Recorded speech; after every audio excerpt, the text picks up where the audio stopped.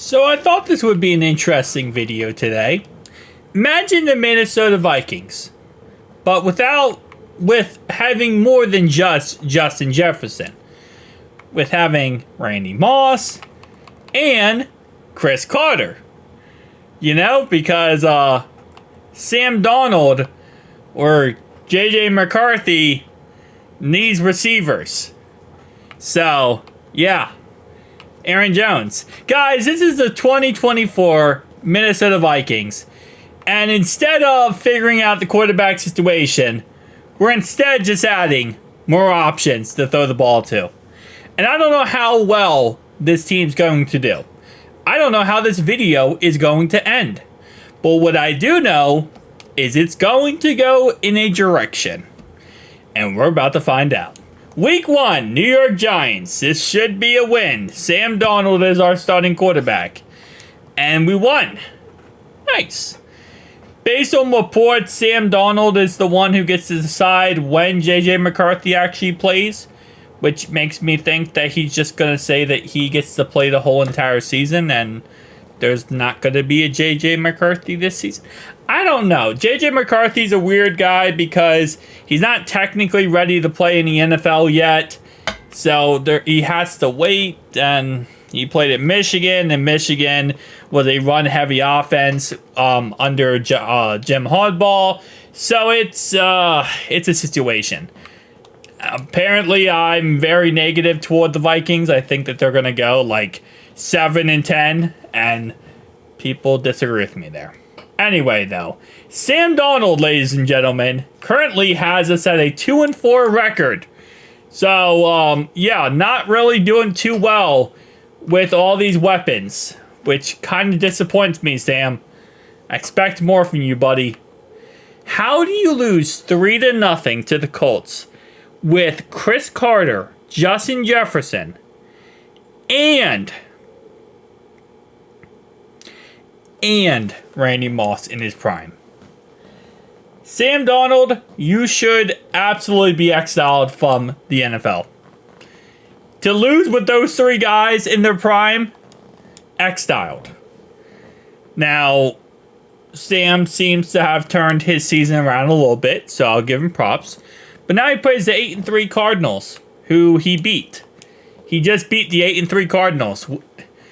Does common sense even matter anymore? Because every time I do a franchise now, I feel like we start off doing awful, and then we just turn it around halfway through the season.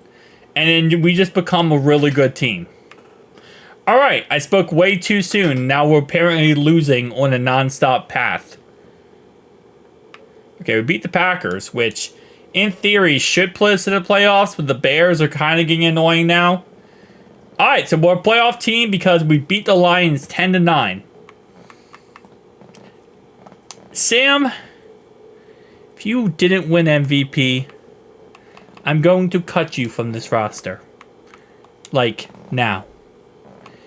And that was our season. Alright, so first thing I want to do is a couple things, okay?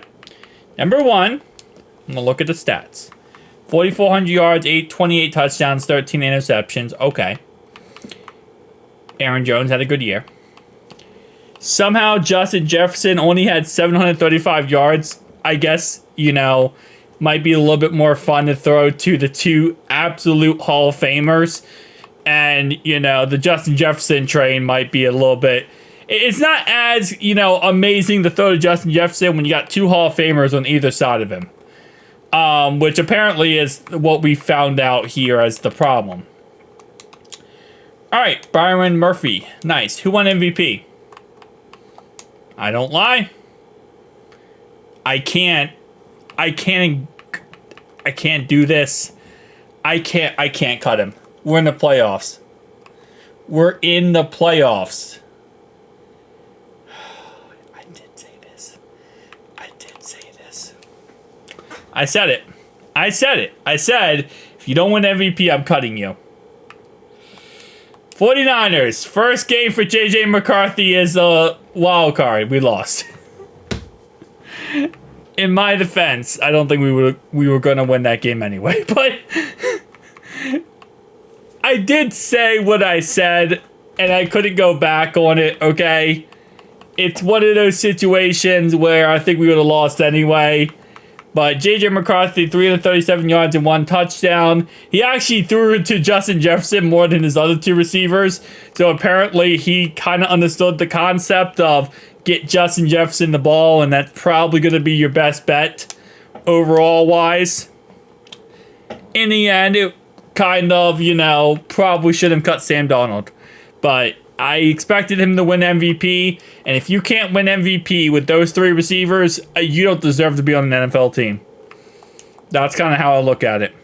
And now we got the Queefs versus the Cowgirls in the Super Bowl, and let's see who can win this and why it's going to be the Queefs. It has to be the Queefs. It's the Queefs. And they went 9-8. I swear this better not happen this season. I'm fed up with this whole they can do anything whenever narrative that they keep doing. Anyway, though, Caleb Williams, every single franchise I do, I feel like he always wins Rookie of the Year. He's like the most guaranteed Rookie of the Year candidate. I feel like I haven't looked at the rookie betting odds yet, like for the Rookie of the Year candidates. I think they released them, I believe they released them already. But I'm sure he's probably number 1 by far.